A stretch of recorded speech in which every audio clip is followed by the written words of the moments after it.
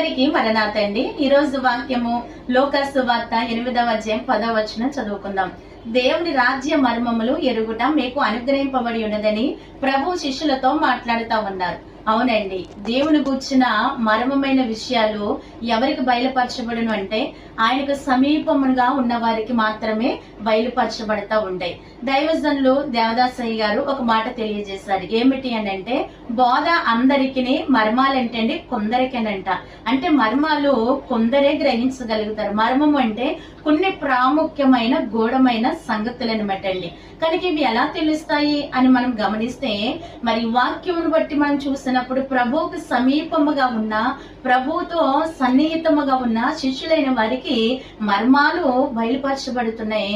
మిగిలిన వారికి ఉపమాన రూపముగా బోధ వినిపింపబడతా ఉంది. కనుక ఈ కడవరి దినములలో ఇంకా అనేకమైన విషయాలు మనం తెలుసుకోవాలి అని అంటే, మీరు ఏర్పాటు చేసుకున్న ప్రార్థన గదిలోకి కానీ సన్నిధి గదిలోకి కానీ వెళ్ళి ప్రభు పాదాలు పట్టుకున్నప్పుడు ఆయన ఏం చేస్తారంటే మనకు అనేకమైన మర్మాలు బయలుపరుస్తూ ఉంటారు.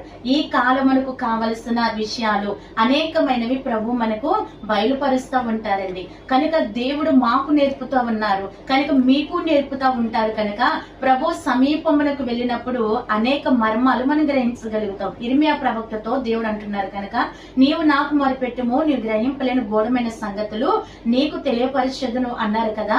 అలాగునే ప్రభు సమీపమునకు ఆయన సన్నిధికి చేరి ఆయన పాదాలు పట్టుకొని మర్మమైన విషయాలు గ్రహించే ధన్యత ఈ వాక్యం ద్వారా ప్రతి ఒక్కరికి ప్రభు దయచేయును గాక. ఆమేన్.